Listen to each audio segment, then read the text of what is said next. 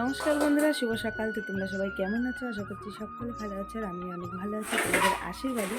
আজকে একটা নতুন রকমের ব্লগ ভিডিও নিয়ে চলে এসেছি তোমাদের কাছে। তো স্কিপ না করে পুরো ভিডিওটা দেখবে। এখন বাজে সকাল 9:30। তো 9:30 থেকে ব্লগটা স্টার্ট করছি। ঘুম থেকে উঠেছি অনেক সকালে। ঘুম থেকে উঠে স্নানও সেরে নিয়েছি, কিন্তু সিঁদুর পরা হয়নি, মাথাও আঁচড়ানো হয়নি। ঘুম থেকে উঠে আজকে কী মনে হলো, শরীরটাও খুব একটা ভালো লাগছে না। তো এই জন্য বললাম স্নানটা ব্রাশ করতে গেছি, স্নানটা সেরে নিই। স্নান সেরে নিয়েছি, কিন্তু মাথা আঁচড়ানো হয়নি। আর মা ঘরটা লেপা মোছা করছে, তাই আমি চলে আসলাম রান্নাঘরে রান্না করতে। আর আমার হেল্পার বৌদি। হ্যাঁ, তো এখন রান্না বসাবো। কী কী রান্না করব জানি না, দেখি কী কী রান্না করব। তোমাদের তো বলাই হলো না কটা থেকে ব্লগ শুরু করলাম। না, আমি খাবো না, তুমি খাও। তো এখন সকাল 9:30 বাজে, 9:30 থেকেই ব্লগটা স্টার্ট করলাম। উল্টোপাল্টা কথা বলে দিচ্ছি আজকে শুধু।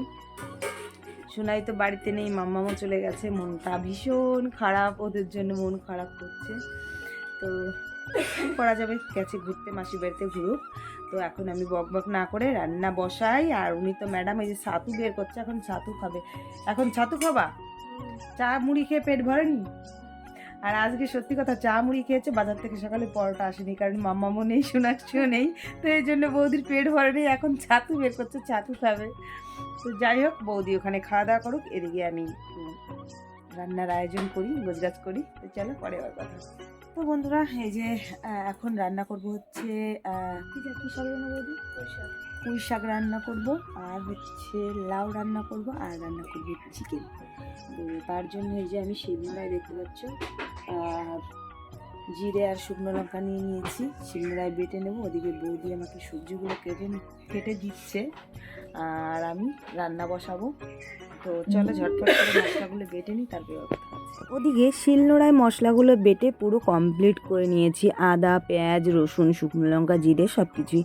তারপরে শিলনোড়ায় মশলাগুলো পেস্ট করে নিয়ে আগে চিকেনটা রান্না, যদিও আমি করব না, আগে সবজি রান্না করে নেব। তো তার আগে আমি চিকেনটা করা হয়ে গেছে, তার জন্য আমি সুন্দর করে মাংসটাকে মাখিয়ে রাখছি মশলাগুলো দিয়ে, যাতে আর কি মাংসটা একটু টাইম মাখানো থাকলে একটু টেস্টি ব্যাপারটা বেশি হবে। এই কারণে আমি একটু মেরিনেট করে রেখে দিচ্ছি। আর ওদিকে বৌদি আমাকে সবজি কেটে দিচ্ছে।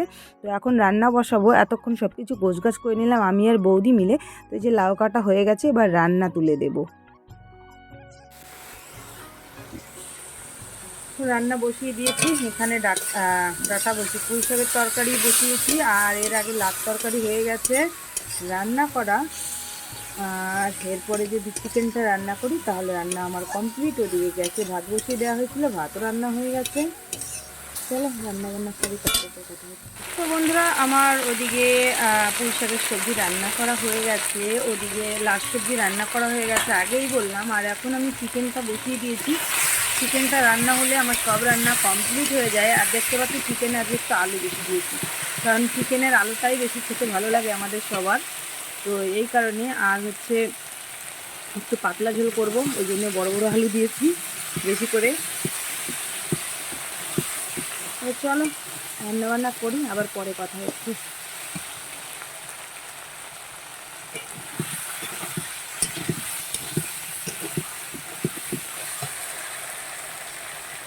আগেই বললাম সব রান্না টুকিটাকি কমপ্লিট হয়ে গেছে, শুধু বাকি ছিল চিকেনটা রান্না করা। তাই চিকেনটাকে আমি খুব ভালো করে কষিয়ে নিয়ে তারপরে একটু জল দিয়ে দিলাম। আগেই বললাম একটু পাতলা করে করব চিকেনটা। তো এই চিকেন রান্না হলে আমার রান্না কমপ্লিট হয়ে যায়। ওদিকে টাইমটা বেশ খানিকটা হয়ে গেছে, সবার খিদে পেয়ে গেছে অলরেডি। আর তারপরে রান্না শেষ করে নিয়েছি। আর আমার পুচকু বাবা এখন সানু করছে, আর ওকে ওর মেজো পিপি আর ওর মা মিলে স্নান করাচ্ছে। আর ও তো জল থেকে উঠতেই যাচ্ছিল না, দেখো বসেই আছে।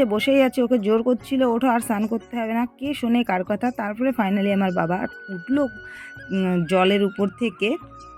তো বন্ধুরা, রান্নাবান্না কমপ্লিট হয়ে গেছে। আর তারপরে হচ্ছে একটু টাইম বসেও ছিলাম। আর এখন বেলা 1টা বাজে, আর এখন খেতে বসে গেছি। এই যে খাচ্ছি, আমি আর মেজদি খাচ্ছি। বাবা দাদার খাওয়া হয়ে গেছে, দিকা বৌদি মা খায়নি, ওরা এখন খাবে।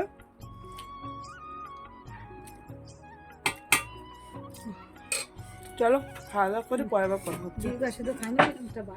ওদিকে খাওয়া দাওয়া কমপ্লিট করে তারপরে পুচকু বাবার সঙ্গে একটু সময় কাটাচ্ছিলাম। আর পুচকু বাবা নকশা করে করে কান্না করছিল, যদিও এটা রিয়েল কান্না না, দুষ্টুমি করছিল আমার সঙ্গে, খেলা করছিল, একটু কান্নার ভঙ্গিটা করছিল।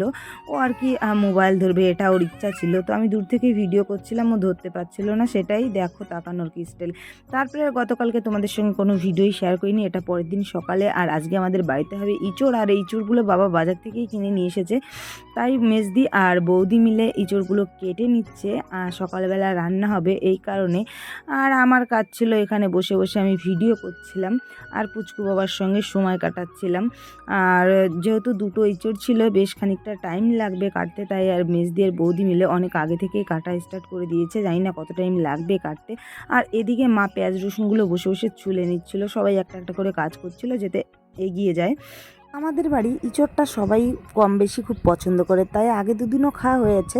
আজকে আবার বাবা বাজার থেকে ইঁচড় নিয়ে চলে এসেছে। এই বললাম এখানে বসে বসে ভিডিও করছিলাম আর পুচকু বাবাকে কোলে নিয়ে পুচকু বাবার সঙ্গে টাইম কাটাচ্ছিলাম। ওদিকে পুচকু বাবার শরীরটাও খুব একটা ভালো নেই, ঠান্ডা লেগে গেছে, তাই পুচকু বাবা অতটাও মানে আমাদের বিরক্ত করে না কাউকে, কিন্তু আজকে ঠান্ডা লেগে গেছে এই কারণে পুচকু বাবা একটু কান্না করছিল। তারপরে মেজদির আবদার ছিল ওর নাইটটি কেটে আমাকে কুচি লাগিয়ে দিতে হবে, তো সেটাই আমি করছিলাম।